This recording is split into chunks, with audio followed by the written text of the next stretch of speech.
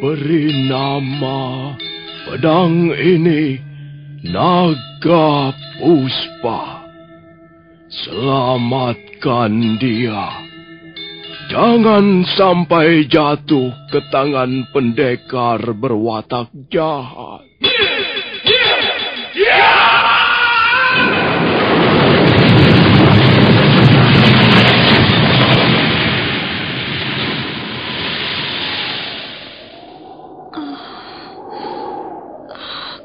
Kakang Kamandanu, kau masih juga tidak percaya bahwa aku mencintaimu. Mesin, maafkan aku, Mesin. Mesin, Mesin.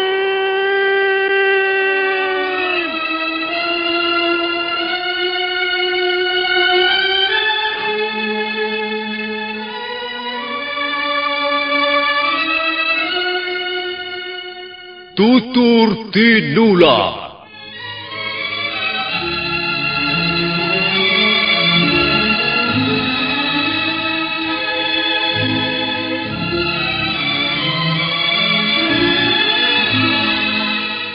Sebuah sandiwara radio serial, produksi Sanggar Cerita dan teater Sanggar Prativi.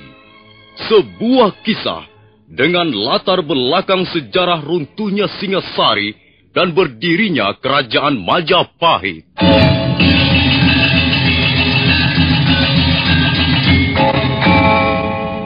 Sandiwara ini didukung oleh pemain-pemain radio yang sudah ternama. Ferry Fadli, Ivone Rose, dan Eli Ermawati.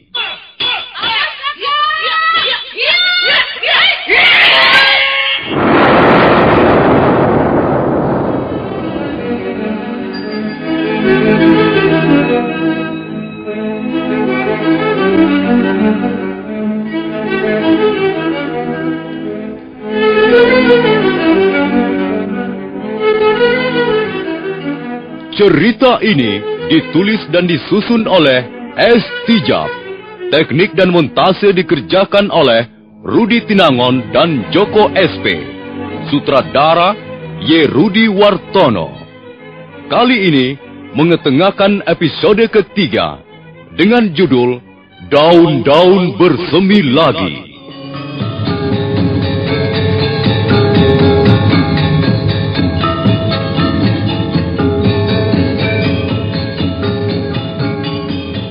Dalam seri yang ke-65 ini didukung oleh para pemain Ivone Rose sebagai Sakawuni, Wenda sebagai Jaran Bangkal, Surya Tanjung sebagai Jaran Lejong, M. Pratomo sebagai Kebo Kluyur, Idris Afandi sebagai Macan Kombang, Narto sebagai Adisara, Haryoko sebagai Empu Renteng, dan pembawa cerita Nusri. Selamat mendengarkan.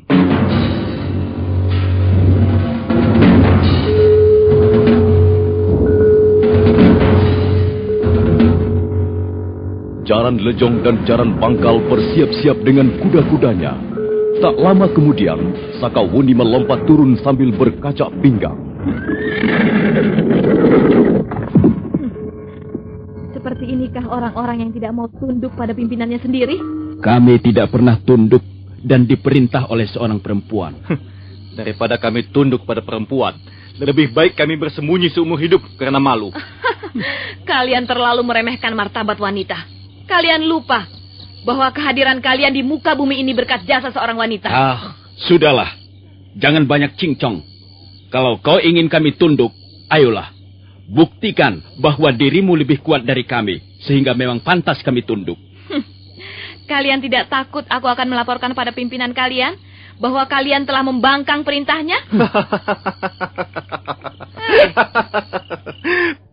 Pimpinan kami tidak akan mau percaya laporanmu. Kau belum tahu rupanya bahwa kau mendapat angin baik karena Tuan Kebo Mundarang. Tapi Patih Kediri itu besok pagi sudah tidak ada lagi bersama kita. Dia sudah kembali ke kota Kediri. Dan kau tak akan bisa bersombong-sombong lagi di depan kami. Kalau begitu, Aku terpaksa membuktikan bahwa aku memang lebih kuat dari kalian.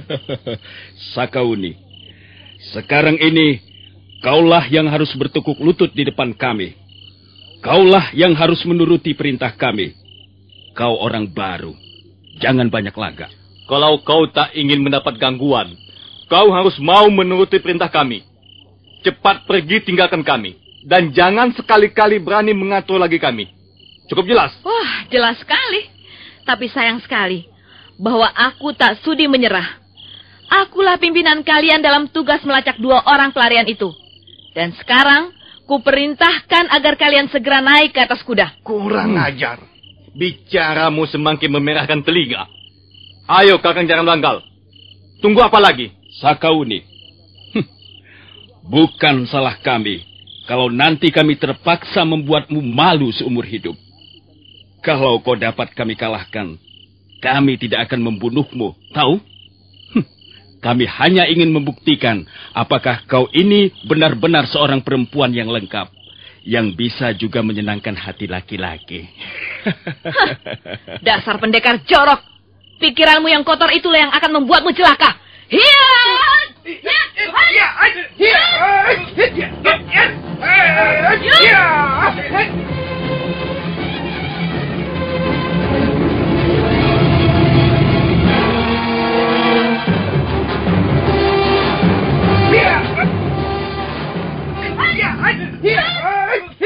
Jaran Lejong dan Jaran Bangkal serentak menyerbu bersama-sama. Sakauni menyambut dengan lincah, dan memang ilmu gadis tani bala itu di atas 2 orang yang sekarang menjadi lawannya. Maka dia hanya membutuhkan kurang lebih 10 jurus untuk memperoleh kelemahan lawan. Yang pertama menjadi sasaran adalah Jaran Lejong. Dia terpaksa mengadu ketika pelipisnya terkena sodokan. Kemudian menyusul Jaran Bangkal menjerit kesakitan pada saat Sakauni menyepak tulang selangkangnya. Tapi Sakauni tak bisa meneruskan menghajar 2 orang bekas perampok itu karena mendadak sebuah bayangan berkelebat menuju ke arah mereka.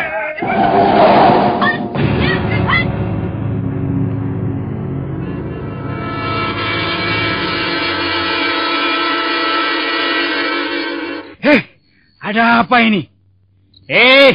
Jaran Lejong dan kau Jaran Bangkal, mengapa kalian jongkok di situ? Apa yang telah dilakukan perempuan Nedan ini pada kalian? Perempuan itu memang sinting, gendeng, cara bertarungnya liar dan jorok. Iya, lihat saja dia. Dia berani menyepak selangkanganku. Kurang asem. Bukankah itu semua akibat mulut kalian yang kotor? Mau tambah lagi? Hah? Tambah lagi? Tunggu, jangan memukul orang seenakmu saja. Kau memang hebat, tapi sebenarnya nasibmu yang jauh lebih hebat. Karena berkat bantuan Empu Renteng, maka kau terpilih menduduki kursi 4 besar. Hah, masa bodoh dengan kursi 4 besar? Itu bukan menjadi tujuanku. Nah, sekarang kalian mau apa? Kau mau apa, Kebo Kluyur? Mau membela 2 orang cecunguk tak berharga itu? Berdebah! Di hatiku masih ada ganjalan yang harus kupuaskan sekarang juga. Marilah, kita bertarung secara bebas dan terbuka. Tidak perlu dibatasi dengan jurus-jurus tai kucing. Kalau perlu, mari kita bertarung sampai 100 jurus. Sampai salah seorang di antara kita keok dan bertekuk lutut. Kalau begitu kemauanmu, terserah. Kau akan kubuat tobat dan minta ampun padaku, perempuan siding.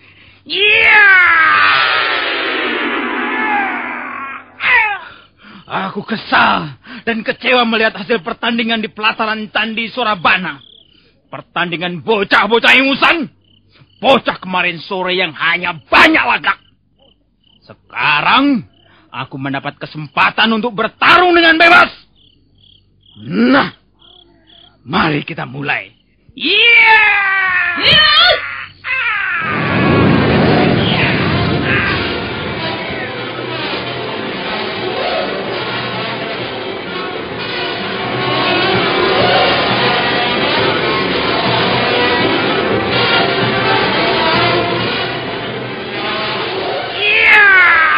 Kali ini Kebo Kluyur bertarung dengan lebih gigih dan tak terkendali.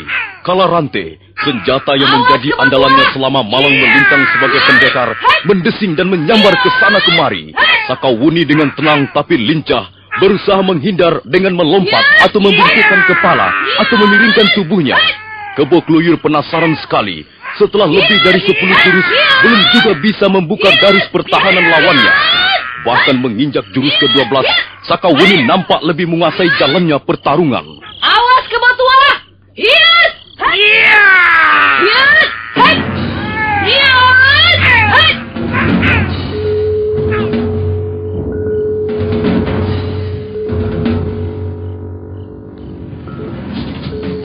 Minggirlah, Paman Kebo Kluyur. Aku pun mempunyai ganjalan dengan perempuan liar ini. Kau juga ada di sini, Atisara? Iya, aku melihat apa yang terjadi di tempat ini.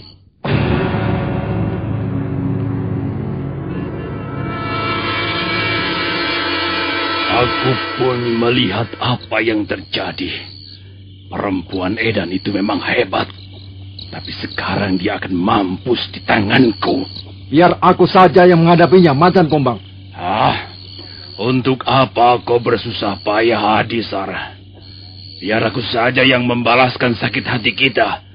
Kalian akan melihat nanti bagaimana aku membuat perempuan liar itu melolong-lolong minta ampun. Tapi Macan Kumbang, aku pun ingin membalas sakit hatiku dengan tanganku sendiri. Serahkan saja soal itu kepadaku, Adisara.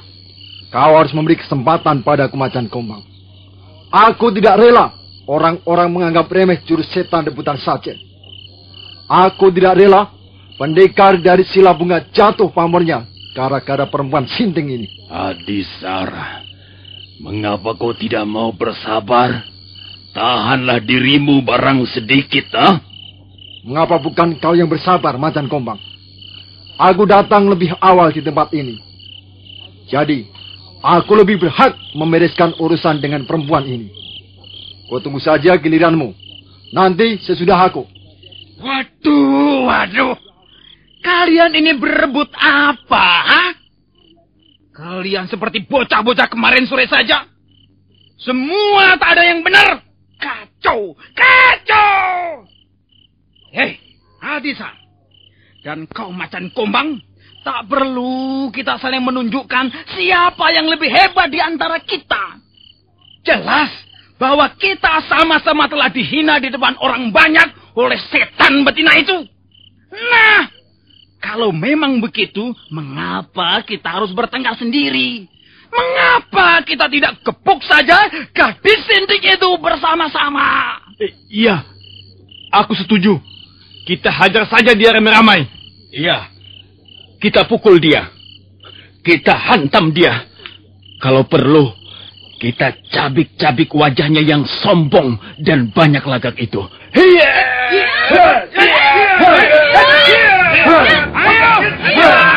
Macan Kumbang, tunggu apa lagi?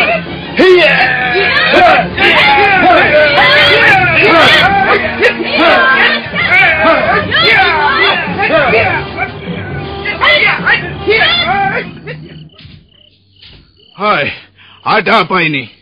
Mengapa kalian mengeroyok Sakawuni? Iya, aku tahu. Barangkali kalian merasa tidak puas atas keputusan Tuan Kepu Mundarang. Kalian tidak rela kursi 4 besar akhirnya jatuh ke tangan gadis berbau kencur ini. Bukankah demikian? Kami hanya ingin mencoba sampai di mana dia menguasai jurus lengan 1000. Tapi mengapa kalian main keroyok? Itu namanya tidak adil dan tidak satria. Kalian mestinya merasa malu karena telah mengeroyok seorang gadis yang pantasnya cocok menjadi anak kalian sendiri. Empu Renteng, apa kerjamu di tempat ini? Atisara. Aku hanya ingin berjalan-jalan saja. Dan secara kebetulan melewati tempat ini. Sudahlah. Urusan ini jangan dipanjang lebarkan. Sakawuni, pergilah meneruskan tugasmu mencari 2 pendekar asing itu. Iya, Memang tak ada perlunya aku berlama-lama di sini. Tapi aku tak sudi berjalan bersama Jaran Lejong dan Jaran Bangkal. Mereka membuatku muak.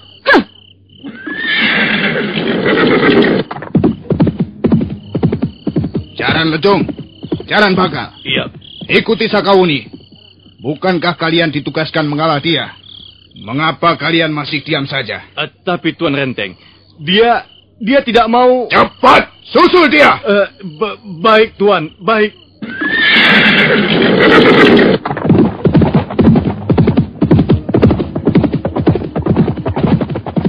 Nah, bagaimana sekarang? Kebu Kluyur, Macan Kumbang, dan kau Adisara. Barangkali kalian merasa tidak puas. Barangkali kalian menyimpan sebongkah ganjalan di hati kalian masing-masing. Ya. Terus terang aku tidak puas. Kau selalu membela gadis sinting itu. Ya, kau selalu berat sebelah. Di pelataran Candi Sorobana, kau sudah menyudutkan kita. Hingga kita terpaksa kehilangan muka di depan pendekar lain. Dia pasti ada hubungan khusus dengan Sakawuni itu. Mungkin gadis itu masih sanak familinya. Mungkin juga wanita piaraannya. Kalian sebenarnya tidak perlu merasa iri dan sakit hati. Karena terbukti kepandaian Sakawuni berada satu tingkat di atas kalian. Ya, Porenteng. Sekarang pun kau masih memuji-muji perempuan gila itu. Mengapa kau tidak memuji dirimu sendiri, ya? Siapa tahu, dia hanya pandai bicara. Pandai menjilat di depan Tuan Kebemundaran. Iya. Kalau Empu Tong Bajil atau Dewi Sambi sudah kita ketahui secara pasti kebolehan ilmunya. Tapi si Renteng, bisa apa dia? Boleh juga kita coba apa yang dia miliki, Paman Kebu Kluyur. Aku memang tidak bisa apa-apa. Aku tak punya simpanan ilmu secuil pun. Aku hanya pandai bicara dan menjilat Tuan Kepemudarang. Itulah sebabnya aku bisa menduduki salah satu di antara kursi 4 besar. Ya, boleh jadi begitu. Buktinya, pada saat semua orang turun gelanggang menggempur 2 pendekar asing itu, dia malah enak-enak duduk. Macan Kumbang, Adisara, dan kau Kebu Kluyur. Sebenarnya tak ada perlunya kita saling mengunggulkan diri kita masing-masing. Tapi karena kalian bertiga sudah memojokkan aku, dan aku harus menjaga kewibawaanku sebagai salah seorang di antara 4 besar, maka, ya, terpaksa. Nah, sekarang marilah kita mengadu ilmu. Supaya kalian tidak penasaran setelah kalian pulang kembali ke tempat kalian masing-masing. Bagus, bagus. Memang aku akan tetap penasaran sebelum melihat sendiri sejauh mana kemampuan ilmu yang dikuasai Empu Renteng. Ayo, kita mulai saja. Cabutlah pedangmu. Jangan kau biarkan senjata itu menjadi barang pajangan yang tak berguna. Sayang sekali Kebu Kluyur. Rasanya sekarang belum saatnya aku menggunakan jurus pedang kuning untuk meyakinkan kalian. Tapi kalian tidak usah khawatir. Bukankah berarti aku tidak melayani kalian secara bersungguh-sungguh?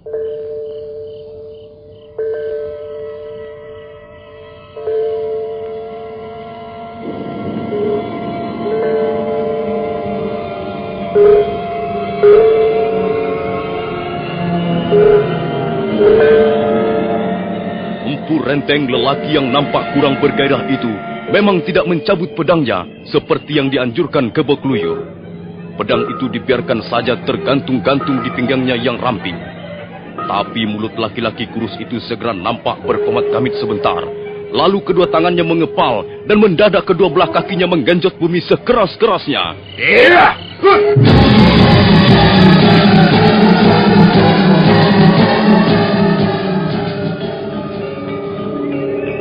Empu Renteng pendekar jangkung bertubuh kurus dan sepertinya kurang tenaga itu berdiri tegak bagaikan arca.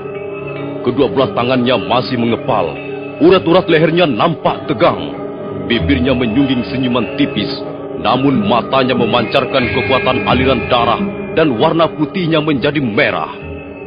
Mata itu menyorot tajam ke arah Kebo Kluyur. Nah, Kebo Kluyur, aku sudah siap. Kalau kau memukul, silakan. Agaknya orang kurus ini mempunyai ilmu kebal. Dia sama sekali tak merubah kuda-kudanya.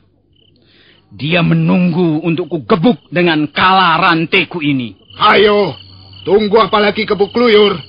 Bukankah kau sangat membanggakan senjata rantemu itu? Hingga matamu tak sedikit pun terbuka untuk menilai kemampuan pendekar lain. Kau akan mampus, Empu Renteng. Tubuhmu yang tinggi kurus itu akan lunas.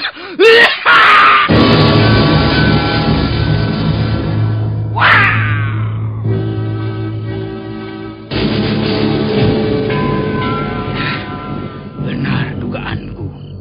Dia menggunakan ilmu kebal. Hei, ayo, mengapa berhenti? Rasanya enak sekali pukulanmu tadi Kebo Kluyur. Seperti dipijit tangan-tangan gadis perawan. Ayo, pilihlah mana yang kau suka. Punggung, perut, atau kaki. Pilih sendiri saja. Mampus kau Renteng!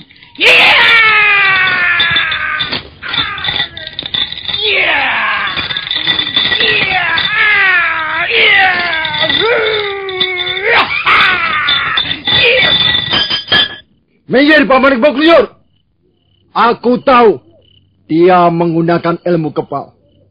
Tapi masa dia tidak akan roboh terkena jurus setan rebutan sajen.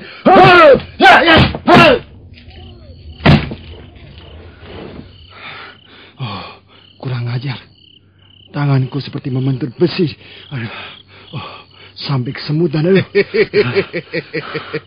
Ayo, pukullah sesuka hatimu, Adisara. Bukankah kalian pendekar paling hebat? Kalau kalian merasa tidak puas, datang ke Candi Sorabana. Nah, puaskanlah hati kalian di tempat ini. Jangan congkak, Bu Renteng.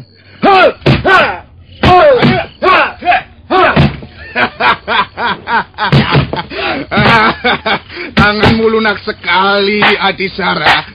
Lembut seperti tangan perawan kencur. Hei, mengapa kau tidak memukulku, tapi malah memicit-micit punggungku, Adisara? Bagaimana? Mau coba lagi? Bagaimana Kebo Kluyur? Sudah puas atau mau coba lagi? Dan kau, Macan Kumbang, ku dengar jurus Macan Angop sangat hebat.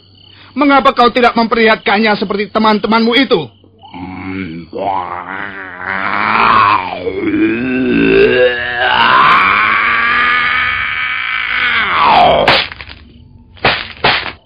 Sudahlah, Macan Kumbang! Dia memang mempunyai ilmu kebal yang tangguh. Lebih baik kita pukul saja beramai-ramai. Iya, usul yang baik sekali. Nah, ayo, silahkan. Silahkan memukulku bersama-sama. Tidak bakal aku tinggal gelanggang colong pelayu. Tidak bakal Empu Renteng kabur.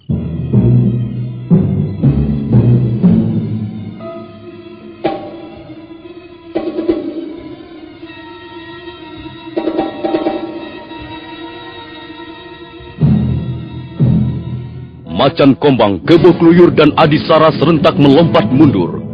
Dan mereka segera menyiapkan jurus pukulan masing-masing. Sementara itu, Empu Renteng tetap tegak berdiri tak bergeming sedikit pun. Nah, para pendengar sekalian, bagaimana kelanjutannya? Apakah ketiga pendekar itu mampu menembus ilmu kebal Empu Renteng yang terkenal dengan sebutan Belabak Pengantolan? Dan bagaimana dengan nasib dua pelarian orang asing, pendekar Lo dan Mesin istrinya? Silahkan menunggu jawabannya dalam seri berikut. Sampai jumpa.